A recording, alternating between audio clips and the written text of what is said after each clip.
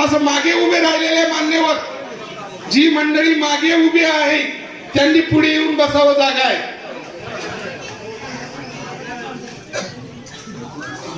महाराष्ट्राचे कुलभूषण, स्वराज्य जनक, रयतेचे जनक कुलभूषण छत्रपती शिवाजी महाराज, विश्ववंदनीय परमपूज्य डॉक्टर बाबासाहेब आंबेडकर, महात्मा ज्योती, महात्मा क्रांती, महात्मा ज्योतिबा फुले, माता रमाई, माता भीमाई, माता गौतमी, माता प्रजापती, माता जिजाऊ, माता सावित्रीबाई फुले, माता रमाई यांच्या त्यागाला मी अगोदर पंचांग प्रणाम करतो.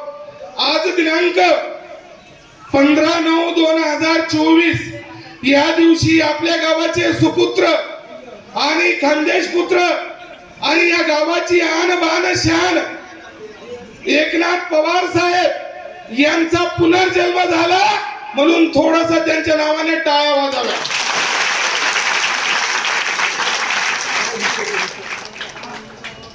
आज खऱ्या अर्थाने जर म्हटलं, एक गरीब कुटुंबाचा मुलगा, एक शेतकरी पुत्र आणि एक छोट्याशा आणि आदर्श गावाचा मुलगा कॅप्टन ह्या पदापासून सेवा संपन्न करतो, फक्त माझ्या माता भगिनींचा, वाडवडिलांचा आशीर्वाद. आज प्रसंगाभावी माझे काका माझ्या जेवणाला पहिल्या खुर्चीवर आहेत, दिगंबर काका देशमुख. आपल्या जवळचं गाव पिंपळगाव, यश दादा देशमुख वयाच्या 19व्या वर्षी धारातीर्थी झाले आणि या भारत मातेसाठी बलिदान दिलं, म्हणून जोरदार टाळ्या काका यश दादा. हा प्रसंग आज यश दादांचं नाव अमर आहे. आणि त्याच तशाच इंडियन आर्मी मध्ये माझे गुरुवर्य प्रेरणास्थान एकनाथ साहेबांनी 30 वर्ष सेवा बहाल केली. तुम्ही विचार करा, 30 वर्षाचा तो खंतर प्रवास. तुमचा आणि माझा लहान मुलगा जर डिव्हिजनला गेला, 15 मिनिटं लेट झाला, तर आपण सैरा वैरा बघतो. दादू गेला आला नाही, दीदी गेली आली नाही. त्या मातेला देखील मी वंदन करतो, ती मातेच्या आत्म्याला शतशत नमन करतो की त्या मातेने असा पुत्र जन्माला दिला, की त्या मातेने जो पुत्र जन्माला दिला त्यांनी पवार कुळाचा, तालुक्याचा, समाजाचा आणि या जिल्ह्याचा उद्धार केला. पवार साहेब विचार करा त्या मातेने. आणि प्रसंगाभावी एकनाथ पवार साहेब या पदापर्यंत पोहोचले. भारतीय थलसेनेचं हे शेवटचं पद जवान शिपाई पासून भरती होतो. शिपाई झाल्यानंतर लासनायक होतो, लासनायक नंतर नायक होतो, हवालदार होतो, नायक सुभेदार होतो, सुभेदार होतो, सुभेदार मेजर होतो, ऑर्डिनरी लेफ्टनंट होतो, ऑर्डिनरी कॅप्टन होतो. तो साहेबांनी जवळजवळ 12-13 पदांचे संघर्ष करून आज या गावाचा इतिहास रचलेला आहे. या पंचक्रोशीमध्ये शोधून, या जळगाव जिल्ह्यामध्ये शोभून असे व्यक्ती भेटणार नाहीत या पदापर्यंतचे. साहेबांचं पद जर म्हटलं, आज जळगाव जिल्ह्याच्या एसपी साहेबच्या बाजूला खुर्ची टाकून बसू शकतात, एवढं मोठं या साहेबांचं पद. आणि साहेब आर्टिलरी ग्रुप मध्ये होते, आर्टिलरी ग्रुप. तुम्ही कारगिलची लढाई बघितली असेल, God of war artillery, Bofors regiment 130 अशा या कारगिलच्या लढाईला सुद्धा साहेबांनी सामोरी जाऊन या गावाचं नाव रोशन केलेलं आहे.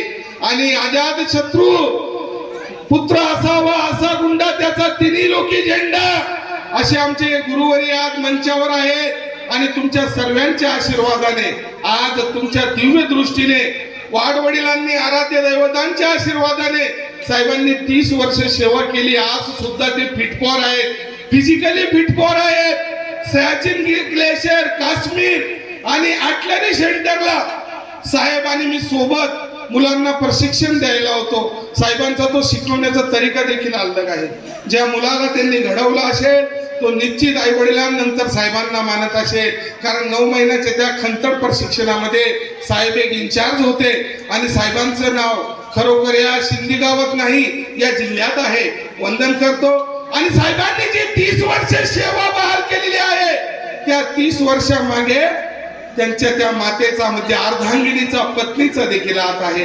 तुम्ही मला सांगा, आज तकरीबन बऱ्याचशा भागांमध्ये सैनिकाला मुलगी द्यायला सुद्धा घाबरतात, की विचार करतात की या सैनिकाचीच परिस्थिती अस्ताव्यस्त आहे. भारताच्या सीमेरेखेवर सैनिकांशी असा झुंज देतात, उग्रवादी एरिया असो, नक्सलाइट एरिया असो, माओवादी एरिया असो, त्या ठिकाणी या सैनिकाची परिस्थिती अवघड आहे. माझी मुलगी दिल्यानंतर माझ्या मुलगीचं काय होईल असा पहिले विचार ते मायबाप करतात. त्या मायबापांना देखील मी वंदन करतो की त्यांनी या 56 इंच्या छातीवर दगड ठेवून साहेबांच्या हातात त्या माझ्या ताईंच्या रेशमाच्या गाठी बांधून दिल्या आणि त्या ताईचा भरभक्कम त्यांच्या मागे तो सपोर्ट म्हणून साहेब आपल्या 30 वर्ष भारतीय सेनेत सेवा करू शकले. म्हणून ताईच्या नावाने जोरदार टाळ्या वाजा. कारण प्रसंग अभावी तुमच्या टाळ्याच तुमचा आशीर्वाद आणि तुमची प्रेरणा आम्ही मानू. आज मला सांगा, एक चांगल्या कुटुंबाची मुलगी, जवळजवळ 12वी पास झालेली मुलगी, तिला सर्वप्रथम आपला परिवार त्यागावा लागतो. त्यागल्यानंतर फौजी साहेबांना 365 दिवस पैकी फक्त 80 दिवस सुट्टी मिळते.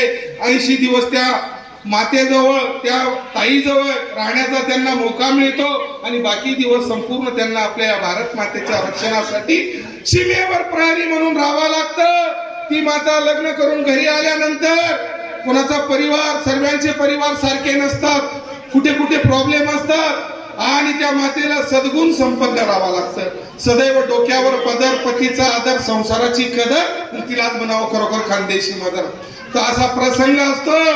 वंदन करतो त्या मातेला की आमच्या एकनाथ साहेबांच्या कांद्याला कांदा लावून तुम्ही ऑर्डिनरी कॅप्टन ह्या पदापर्यंत साहेबांना जाण्यासाठी सदैव प्रोत्साहित केले आणि आज आपल्या समोर, सर्वांच्या समोर ऐतिहासिक क्षण म्हणून साहेब आज 30 वर्ष सेवा बहाल करू शकले.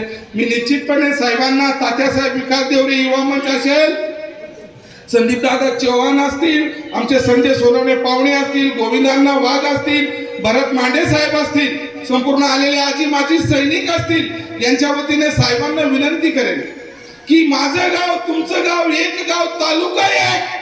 या गावामध्ये बरेचसे मी युवा मुलं बघितली की ते भारत मातेचं रक्षण करू शकतात, भारत मातेच्या रक्षणासाठी जाऊ शकतात. तालुक्याचं नाव मोठं होईल, शिंदी गावाचं नाव मोठं होईल. त्या मुलांना जे तुमचे 30 वर्षाचे अनुभव आहेत, निश्चितपणे टाइमात टाइम काढून हप्ता 15 दिवसात त्या मुलांचा तुम्ही मेळावा घ्या, त्यांना भारतीय थलसेनेबद्दल सांगा. माझे परम मित्र असतील संतोष दादा गरुड, सदैव सैनिक हितासाठी त्यांची देखील पळधाव असते. तर असा साहेबांचा विषय तुम्ही मला सांगा. सैनिकाची जर भूमिका म्हटली तर खूप खंतड असते. सैनिक हा आपल्याकडे होळी असते, दिवाळी असते, ईद असते, पण सैनिकाच्या नशिबात फक्त प्रहरी म्हणून ड्युटी करावं लागते. 24 तासचा तो प्रहरी असतो. ज्या वेळेस आई वडील, पत्नी, मुलं, भाऊबंदकी, नातक होतं, यांची आठवण आल्यानंतर तो पाकिट काढतो. पाकिटामध्ये सर्व परिवाराचा फोटो असतो आणि ते फोटो बघून रडून आपले डोळे पाण्याने पुसून घेतो. असा हा सैनिकाचा प्रवास. प्रसंग अभावी कुठल्या कुठल्या खेड्यांमध्ये जर सैनिक हा दूरदराज मध्ये असला, आई वडिलांचा जर काही झालं तर त्या सैनिकाला अंत्यविधीसाठी सुद्धा येता येत नाही. 4थ्या दिवशी तो सैनिक पोहोचतो. तर ही सैनिकाची भूमिका आहे. 6 महिने त्याला सुट्टी मिळत नाही, अशी ही सैनिकाची भूमिका आहे. आणि 30 वर्ष या भारतीय थलसेनेमध्ये जे साहेबांनी काढलेले आहेत, म्हणून मी साहेबांना शत नमन करतो. साहेबांसाठी मी हेच म्हणतो, करम तेरे अच्छे तो किस्मत तेरी दासी, अरे करम तेरे अच्छे तो किस्मत तेरी दासी, नियत तेरी साफ तो घर में मथुरा काशी, घर में मथुरा काशी. साहेबांनी आता जवळजवळ संपूर्ण भारत भ्रमण केलेला आहे. तर साहेब आज आपल्या या सिंधी गावाचा आयडल आहे, तालुक्याचा आयडल आहे की साहेबांनी जी देश सेवा केलेली आहे त्याबद्दल मी एक सैनिक नात्याने हे मनोगत समजू नका, भाषण समजू नका, आपुबीती सांगतो, आखोदेखी सांगतो. प्रसंग अभावी 2005 मध्ये माझी पोस्टिंग काश्मीर गुलमार्ग या ठिकाणी होती. गुलमार्ग म्हणजे भारतातलं सर्वात थंड आणि जास्त बर्फ पडण्याचं ठिकाण. 14,000 फूटवर, समोर पाकिस्तान 500 मीटरवर आहे. पाकिस्तानची नुरी नावाची पोस्ट आहे आणि बाज नावाच्या पोस्टवर मी असताना तेव्हा नवीनच अँड्रॉइड फोन आले. अँड्रॉइड फोन म्हणजे आपण व्हिडिओ कॉलिंग करतो, मिनिटोमिनिटी आपल्या पत्नीशी, मुलांशी, आईशी, वडिलांशी बोलतो, मित्रांशी बोलतो. तिथे रेंज म्हणजे मोबाईलच्या टावर साठी 2 किलोमीटर त्या पाडीच्या खाली येऊन आपल्या परिवाराशी बोलावं लागतं. तर प्रसंग अभावी मोबाईलला रेंज नसल्यामुळे तिथे एक UTBIचं ATM होतं. त्या ATM मधनं मी रोज 100 रुपये काढायचो आणि माझ्या पत्नीला मेसेज यायचा की माझे प्रभू रामचंद्र जिवंत आहे. का? मोबाईलवर बात होऊ शकत नव्हती, फक्त तिला मोबाईलवर मेसेज यायचा की 100 रुपये ट्रान्झॅक्शन आपके खाते से हुए, म्हणजे फक्त 100 रुपये काढायचे, म्हणजे तिला हा मेसेज यायचा की आज यांचा दिवस चांगला निघाला आणि आज या भारत मातेच्या रक्षणासाठी ते सज्ज आहेत. तर असा हा सैनिकाचा प्रसंग आहे. तर म्हणून म्हणतो सैनिकानंतर जर सैनिकाच्या बलिदान खरं असेल त्या पत्नीचं असतं. आज प्रसंगाभावी एक विषय आहे की कोणा सासू खराब, कोणा सासरा खराब, कोणाचा परिवार डेंजर किंवा मग कोणाचा परिवार चांगला. त्या मातेला सद्गुण संपन्न राहावं लागतं आणि तो विचार करून सैनिक फक्त सांगतो की मी एप्रिल मध्ये येईल, मे मध्ये येईल. काल निर्णयावरती माता फक्त गोल करून ठेवते आणि गोल केल्यानंतर त्या तारखेची वाट बघत असते की माझे प्रभू या तारखेला येतील, त्या एक तारखेला येतील.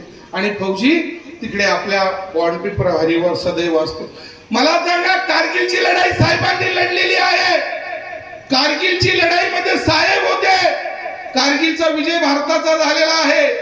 कारगिलच्या पहिले जर जवान आपत्तीजनक स्थिती सियाचीन ग्लेशियर, लेह लडाख, अरुणाचल प्रदेश, दिमापूर आणि शिलाँग या ठिकाणी जर जवान शहीद झाला तर त्या जवानाचं पार्थिव शरीर त्या शाने शौकतने त्याच्या बटालियन मध्ये अंत्यविधी करून दिला जायचा आणि त्या जवानाचा फक्त बक्सा, त्याचे कपडे आणि त्याचे फोटो त्याच्या आई वडिलांपर्यंत यायचे. कारगिलच्या अगोदर असे असे प्रसंग या सैनिकांनी पाहिले. मग नंतर आपल्या भारताचे स्वर्गीय अटल बिहारी वाजपेयी यांनी तारतूत करून किसी भी जगह मेरा सैनिक अगर शहीद होता है, वीर गति को प्राप्त होता है, तो शान शौकत के साथ सभी सैनिक इत्मामों में सलामी के साथ, तिरंगे के साथ जवान का अंतिम संस्कार उसके गांव मातृभूमि में किया जाएगा और जवान को मान सम्मान के साथ परिवार को तिरंगा दिया जाएगा. बोलणारे सैनिक सम्राट, सैनिकांचा आराध्य दैवत, सैनिकांचे हृदयस्थान स्वर्गीय अटल बिहारी वाजपेयी, भारताचे प्राईम मिनिस्टर, संसद मध्ये भाषण चालू होताना म्हणायचे कि भारत कोई भूमि का टुकड़ा नहीं है, एक जीता जागता राष्ट्र पुरुष है. ये नंदन की धरती है, वंदन की धरती है, यहाँ की नदी गंगा है, यहाँ का कंकड़ कंकड़ शंकर है. हम जिएंगे भी तो भारत के लिए, मरेंगे भी तो भारत के लिए. मरने के बाद अगर हमारी बहती हुई अस्थियों में कोई कान लगाकर सुन लेगा तो ये क्या आवाज आएगी? भारत माता की जय, भारत माता की जय. तर प्रसंगाभावी आज दूरदराज मध्ये, ग्रामीण भागामध्ये आज जर साहेब ऑर्डिनरी कॅप्टन पासून रिटायर्ड होऊन येत आहे तर मुलांनी, नवीन मुलांना माझी विनंती असेल, आज त्या तलाठी ताई आहेत, मंचावर आहेत, कक्षा अधिकारी ताई आहेत, मंचावर आहेत. आपल्या गावाचा वैभव आणि त्यांनी तो केलेला संघर्ष माझी युवा शक्तीसाठी एक प्रेरणा असेल तर आपण देखील संघर्ष केला पाहिजे, मायबापांचं नाव मोठं केलं पाहिजे. तुम्ही 50 एकर जमीन कमवून एक मुलगा आर्मीत पाठवा, त्या बापाची छाती 56 इंचाने अशी टाईट होती. त्यामुळे मुलांना निश्चितपणे या भारत मातेचं रक्षण करण्याचा विषय आणि या भारत मातेच्या आस्थेविषयी कधीही तुम्ही त्यांच्या मनात नकारार्थी शब्द टाकू नका. तुम्ही सदैव त्यांना या भारताबद्दल आणि या तिरंग्याबद्दल प्रेरणा द्या अशी मी विनंती करतो. कारण महाराष्ट्राचा भूभाग आणि आपल्या काही भागामध्ये साहेब ज्या पदावरनं रिटायर्ड झालेत त्या पदाचे मानकरी फक्त तुम्हाला कोल्हापूर, सोलापूर, सातारा, सांगली या भागामध्ये भेटतील आणि हरियाणा, पंजाब मध्ये भेटतील. साहेबांनी खांद्याचं नाव इतकं मोठं केलेलं आहे. त्या पदाला आज आमचे बरेचसे माजी सैनिक बांधविस्ते असतील, माझे गुरुवर्य असतील, त्यांना त्यांच्या पदाबद्दल ही आयडिया असेल की साहेबांनी केवढं मोठं काम या सिंधी गावासाठी केलेलं आहे. साहेबांना मी निश्चित शतशत नमन करतो. येणारा त्यांचा पुढील काळ आणि त्यांच्या कलोकमलांनी या आदर्श गावाचा निश्चितपणे मी सांगतो की इतिहासामध्ये सिंहाचा वाटा असेल आणि सुजलाम सुफलाम मध्ये सिंहाचा वाटा असेल. आता संपूर्ण पहिले जय जवान ग्रुप 40 गाव, त्रिदल सेना 40 गाव, आजी माजी सैनिक परिवार 40 गाव, रयत सेना 40 गाव, खानदेश रक्षक ग्रुप 40 गाव, महाराष्ट्र रक्षक ग्रुप बडगाव 40 गाव, जय हिंद सैनिक संस्था 40 गाव, जय हिंद कॅरियर अकॅडमी 40 गाव, तमाम आजी माजी सैनिक ग्रुप, वीर भगत सिंग कॅरियर अकॅडमी 40 गाव यांच्या वतीने मी साहेबांना प्रेरणा देतो की आपण एक सुदृढ आणि भारतीय सरसेनेचं बडशाली हे साम्राज्य गाजून आलेली एक हुतात्मा सारखे आहात. तर गावाच्या विकासासाठी सैनिकांच्या विकासासाठी आपण संघर्ष केला पाहिजे आणि येणाऱ्या आगामी दिवसामध्ये गावात सैन्यामध्ये जसं आपण नाव मोठं करून आला, कारण आपलं नाव राष्ट्रपती भवन पर्यंत बोर्डावर लिहिलं गेलं असेल, तर आपलं नाव असं या शिंदी गावात, या तालुक्यात, या पवार कुटुंबात मोठं झालं पाहिजे. मी असं आमचे तात्यासाहेब विकास देवरे युवा मंच असेल, गोविंदांना वाघ असेल, संदीपदादा चव्हाण असतील, यांच्या माध्यमातून परत पुनश्च विनंती करतो. सैनिकाची भूमिका छोटीशी असते, पण एक कर्तृत्ववान असते, इमानदारीची असते. एकदा तुम्हाला एक दृष्टांत सांगतो. एक आटपाट आणि एक सुंदर असं गाव होतं. त्या गावामध्ये मे महिन्यात आग लागते आणि गाव मे महिन्यात आग लागल्यानंतर पाण्याची टंचाई असते. गावाच्या बाजूला एक मोठं पिंपळाचं झाड असतं. त्या झाडावर 4 कावळे आणि एक चिमणी राहत असते. त्या 4 चिमणींना आणि त्या कावळ्याला त्या आदर्श गावामधून दाना पाणी भेटत असतं आणि तेच कावळे त्या झाडावर बसून हसत असतं. आता कसं होईल? आणि चिऊताई आपल्या चोचीमध्ये थेंबभर पाणी घेऊन त्या गावाच्या आगेवर टाकत असते. मग ते कावळे तिला हसतात. अगं चिऊताई, तू वेडी का खुडी? तुझ्या एका थेंबाने आग विझणार नाही. मग चिऊताई त्या कावळ्यांना सांगते, दादा तुम्ही ही आगेला बघून हसताय, पण हेच गाव आपल्याला दाना पाणी देत आहे. या गावाचं आपल्यावर खूप मोठं प्रेम आहे. एवढं मोठं आपल्याला त्यांनी राहण्यासाठी झाड दिलेलं आहे. ज्या दिवशी मी हा एक थेंब पाण्याचा त्या आगेत टाकते, ज्या दिवशी या गावाचा इतिहास लिहिला जाईल, माझं नाव आग विझवण्यात असेल आणि तुमचं नाव हसण्यात असेल. म्हणजे माझ्या बोलण्याचा हेतू संघर्ष केला पाहिजे. संघर्ष केल्यानंतरच तिथून इतिहास घडतो आणि ज्यांनी संघर्ष केला त्यांनी आजपर्यंत इतिहास घडवलेला असेल. मग ते आमच्या राजमाता पुण्यश्लोक अहिल्याबाई होळकर असतील, त्यांच्या पावन स्मृतीत मी शतशत नमन करतो. आज आपल्या गावाचे सुपुत्र शूरवीर जवान पानसरे साहेब हे इंडोनेशियन तिब्बत पोलीस फोर्स मध्ये असताना या गावासाठी किंवा या ITBP ग्रुपसाठी धारातीर्थी गेलेले आहेत. त्यांच्या देखील मी पुतळ्याला शतशत नमन करतो. साहेबांनी त्यांची रिकलिंग केली, त्यांना शहीदचा मान सन्मान दिला. सैनिक परिवाराचे त्यांच्या सर्व कुटुंबवासींना शतशत नमन करतो आणि त्यांच्या कुटुंबामागे आम्ही सदैव आहेत. आणि या कार्यक्रमासाठी खूप अग्रेशन जर असेल, बाजीराव नाना दोंड आणि पंचायत समिती सदस्य आमचे तात्यासाहेब विकास देवरे यांच्या माध्यमातून अग्रेशन होता की 15 तारखेला आमचा कार्यक्रम या गावामध्ये झाला पाहिजे. आमचा हा कार्यक्रम कुठल्याही पक्षाशी निगडीत नाही. BJP, शिवसेना, राष्ट्रवादी, उभाटा कुठल्या पक्षाची, कुठल्याही राजकीय लोकांशी संबंधित नाही. हा कार्यक्रम करण्याचा आमचं एकच कार्यक्रम ध्येय आहे की माझे गुरुवर्य प्रेरणास्थान विकास पाटील आज मंचावर आहेत. हा कार्यक्रम आम्ही संपूर्ण जिल्ह्यामध्ये करत असतो. आज या गावामध्ये आमचे पवार साहेब, त्यांचा परिवार, त्यांचे मोठे बंधू या सर्वांची आपण मिरवणूक काढली. त्या मिरवणुकीची आपण शोभा वाढवली. उद्या हेच बघून मुलं तयार होतील की या मुलांना वाटेल की मी उद्या फौजी झाल्यावर मला माझ्या परिवाराला असाच मान सन्मान मिळेल. म्हणून तात्यांचं हे ध्येय धोरण 5 वर्षापासून आहे. असे तात्या, जोरदार तात्यांच्या नावाने टाळ्या वाजवा.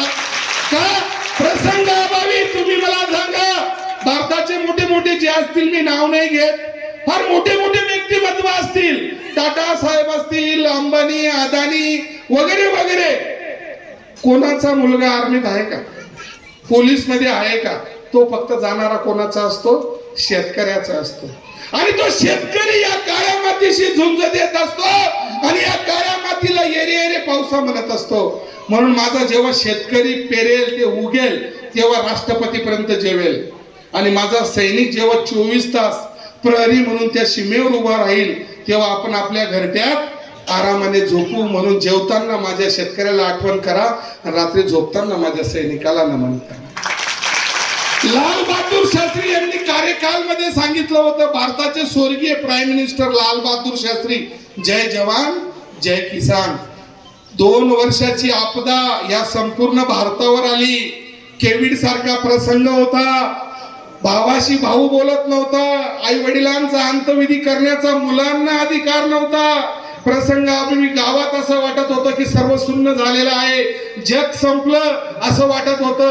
आणि त्याच वेळेस माझा शेतकरी राजा या शेतीशी झुंजवत येत होता आणि माझा फौजी त्या बाउंड्रीवर उभा होता. वीर नारी वीर माता आमच्या आलेल्या आहेत, त्यांनी मंचाकडे यावं. कविताताई असेल आणि आमच्या भावनाताई असतील आणि रत्नाताई असतील, यांनी मंचाकडे यावं. समाधान सोनवणे साहेब, वीर नारा वीर माती यांचं देखील आगमन झालेलं आहे. मी सर्व सैनिक परिवाराच्या वतीने त्यांचं स्वागत करतो. मंचाकडे यावं.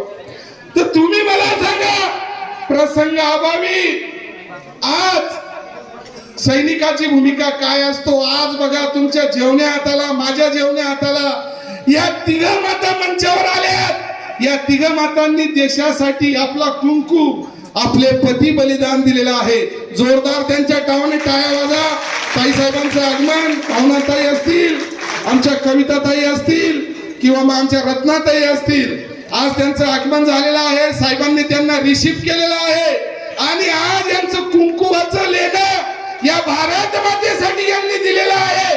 याच्यापेक्षा मोठं बलिदान नाही. तुम्ही मला सांगा, तुम्हाला लाखो करोडो रुपये भेटू द्या, त्याला महत्व नाही. तुमचं कुंकुवाचं लेणं, तुमच्या घराचा धनी जर आज तुम्हाला सोडून या भारत मातेसाठी जर गेला असेल, याच्यापेक्षा मोठं बलिदान नाही. आणि माता माऊल्या बघा, सदैव डोक्यावर पदर, पतीचा आदर, संसाराची कदर, आणि तिलाच म्हणावं इंडियन मदर.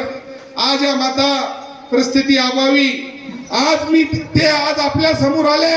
10 वर्ष 15 वर्ष झाले की त्यांचे पतिदेव त्यांना सोडून या भारत मातेच्या विरंगणासाठी निघून गेलेत. आज त्यांची जीवनलीला काय असेल.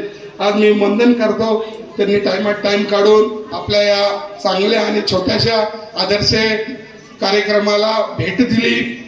आणि विश्वस्त सर्व गावाचे टाळकरी, माळकरी, वारकरी संप्रदाय, सरपंच, डेप्युटी सरपंच, पोलीस पाटील, विविध खात्यातले सर्व पदाधिकारी यांना विनंती करतो, आपल्या गावामध्ये येणाऱ्या आगामी दिवसात कधी काही आमची काही सेवा असेल सैनिक हितासाठी, माझे गुरुवर्य मार्गदर्शक तात्यासाहेब विकास देवरे, संदीप दादा चव्हाण, गोविंद अण्णा वाघ, पीव्हीसी बटालियनचे जवान आहेत, पीव्हीसी परमवीर चक्र विजेती बटालियन, ते देखील मंचावर आहेत. तर ह्या सर्वांचा आपल्या या गावासाठी, पंचकृषीसाठी सिंहाचा वाटा असेल. प्रसंगाभावी कधी मी तुमचे लेकरं समजून आम्हाला आदेश करा.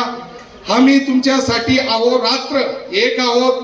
आणि निश्चित सांगतो, आमची फक्त एकच भूमिका आहे की आमच्या 40गाव तालुक्याचे सर्वात जास्त जवान त्या भारत मातेच्या रक्षणासाठी गेले पाहिजे आणि आमच्या तालुक्याचं नाव त्या दिल्लीपासून गल्लीपर्यंत मोठं झालं पाहिजे. फक्त आमचा हा प्रसंग आहे. आणि बोलता बोलता हेच बोललो की राजकीय व्यासपीठ बाजूला, हा सामाजिक कार्यक्रम आहे, सैनिकांचा कार्यक्रम आहे. या कार्यक्रमामध्ये आम्ही सिंहाचा वाटा नसून एक खारीचा वाटा आहे. आता एवढ्या वेळापासून तुम्ही शांत बसला, तुमचा सर्वांचा आशीर्वाद आमच्या सर्वांच्या डोक्यावर आहे. निश्चितपणे सांगतो की सैनिक हा गरिबाचा मुलगा आहे, शेतकरी पुत्र आहे. निश्चितपणे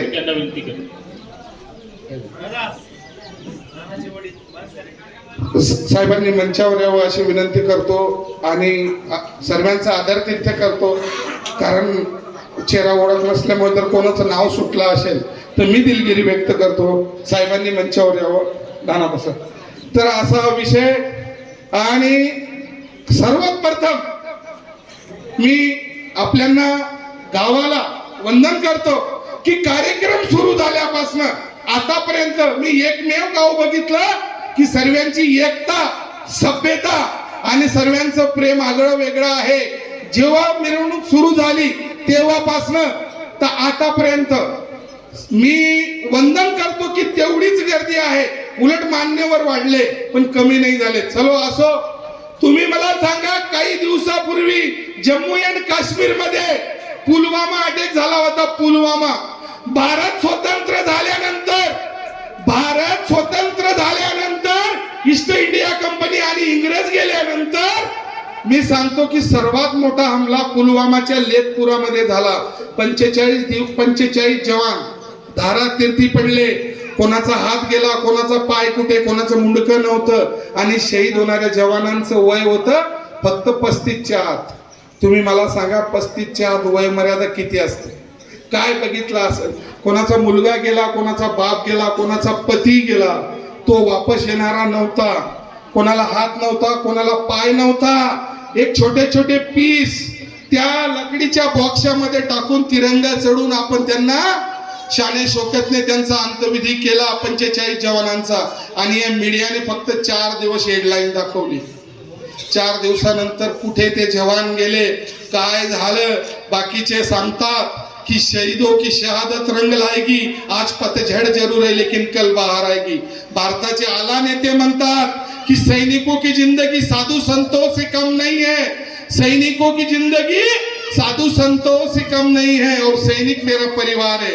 तो सैनिकांना प्रसंगाभावी आंदोलन करण्याची गरज पडते. मी वंदन करतो. महाराष्ट्र शासनाचा GR आहे सैनिकांसाठी कर माफीचा. जर गावाला सैनिकांबद्दल प्रेम दाखवायचं असेल, सरपंच, डेप्युटी सरपंच, पंच कमिटी यांनी आपल्या ठराविक मासिक मीटिंग मध्ये हा विचार केला पाहिजे की खरोखर जर शासनाचा GR असेल तो त्यांना करमाफी दिली पाहिजे. तोच आपला खरा मान सन्मान मी म्हणतो. का प्रसंगाभावी शासनाचा GR आहे, तलाठी आप्पा मागे चक्रा माराव्या लागतात. तलाठी आप्पा नसला तर ग्रामसेवक आप्पांना विनंती करावं लागतं, सरपंच साहेबांना वंदन करावं लागतं. फक्त तुम्ही शासनाने दिलेला GR अंमलात आणा. मी सांगतो की सैनिकाची घरपट्टी माफ करा. सैनिक एवढा गरीब नाही, पण त्याचा तो अधिकार आहे, शासनाने दिलेला आहे, त्याच्यावर विचार करावा ही मी विनंती करतो. बाकी आपण आपलं गाव, आपले सैनिक सर्व आपलं आहे निश्चितपणे सांगतो. आणि राहिलेला विषय तालुक्याचे, पाचोरा तालुका आपल्यापासून काही जास्त किलोमीटर दूर नाही, 30-35 किलोमीटरवर आहे. तिथले कार्यसम्राट आमदार किशोरप्पा पाटील शिवसेनेचे आमदार आहेत, शिंदे साहेबांच्या गटाचे आहेत. आप्पा कधी भेटले तर आबांनी हे वक्तव्य मांडलं होतं म्हणा. 4 आमदार साहेबांना विषय मिळाला की बारामुल्ला, अनंतनाग वगैरे सर्व जम्मू काश्मीरचा एरिया फिरून सैनिकांवर सर्वे करा की सैनिकांची परिस्थिती काय आहे. आप्पासाहेबांनी 4 आमदार बारामुल्लाच्या काजीकुंड एरियात असताना त्यांच्या गाडीवर ग्रेनेड हमला झाला. दुसऱ्या दिवशी त्यांच्या गाडीवर हमला झाला. आणि माझा सैनिक 6 महीने ये 56 इंच का छीना लेके बंदूक लेके परिवार का विचार न करते हुए रास्त्यावर कस काय जनतेची सेवा करत असेल हा विचार करा. आपण कधीतरी भेटून विचारा की जम्मू काश्मीरची परिस्थिती काय आणि आपले सैनिक कसे जीवन जगतात. की आप्पा त्यांच्या भाषणात मनोगतात सैनिकांबद्दल बोलता बोलता कधीतरी रडतात की खरोखर सैनिकांची परिस्थिती, जम्मू काश्मीर जर म्हटलं आपण त्याला भारताचं स्वर्ग बी म्हणतो आणि त्याच्यापेक्षा खराब जागा देखील नाही. आतापर्यंत तुम्ही मला सांगा, या 1.5 ते 2 वर्षामध्ये यश दादा नंतर गावाचे पानसरे साहेब असतील, तांबुळ्याचे आपले सागर दादा असतील, म्हणजे या पंचक्रोशी मधले जवळजवळ 8 ते 10 जवान 25 वर्षाच्या आत धारातीर्थी होऊन आणि शहीद झालेले आहेत. तर प्रसंग वाईट आहे. निश्चितपणे जर कोणाचा मुलगा, माझ्या माता माऊल्या आलेल्या आहेत, कोणाचा मुलगा जर आर्मीत असेल तर निश्चितपणे त्या सुनबाईला जीव लावा. का की तुमची सुनबाई खुश तर मुलगा खुश, मुलगा खुश तर देशाची सेवा खुश. कारण प्रसंगाअभावी कुठे मी तुम्हाला पहिलेच सांगितलं की टावर भेटत नाही, 4 दिवस पत्नीशी बात होत नाही. असा सैनिकाचा विषय आहे. मांडण्यासारखं, बोलण्यासारखं खूप काही आहे. फक्त मी आखो देखी आणि आमच्याशी घडलेल्या घटना तुमच्या समोर मांडलेल्या आहेत. निश्चित रूपी पुनश्च गावामध्ये जर कुठे काही सैनिकांबद्दल कार्यक्रम असेल, तुमचा आदेश आमच्यासाठी फायनल असेल, आम्ही तुमच्या सेवेमध्ये सदैव तत्पर हजर राहू अशी विनंती करतो. आयोजकांनी मला 2 शब्द तुमच्या समोर मांडण्याचा मोका दिला. मी सदैव आपला तरुणी राहील. गावाची युवा शक्ती, आलेले सर्व आजी माजी सैनिक, परत पुनश्च आमच्या वीरनारी वीर माता यांना देखील माझं शेत नमन. त्यांनी टाइमात टाइम काढून एकनाथ साहेबांचा शब्द ऐकून आज त्यांनी मंचावरून या मंचाची शोभा वाढवली. अजून नाशिकवरनं कारगिल हिरो दीपचंद नाईक साहेब येणार होते, पण ते रस्त्यात असतील, एखाद्या वेळेस ते देखील येतील. आणि आपण सर्वांचा हा सर्व आग्रह प्रेम याला देखील मी शेत नमन करतो. थांबतो. जय हिंद, जय महाराष्ट्र. माझ्यासाठी एकदा जोरदार आवाज डायरेक्ट पाकिस्तान पर्यंत गेला पाहिजे. भारत माता की जय, भारत माता की जय. जवान जय जवान, वंदे जय हिंद। सभी पिंड में घिटूर के कल देख ले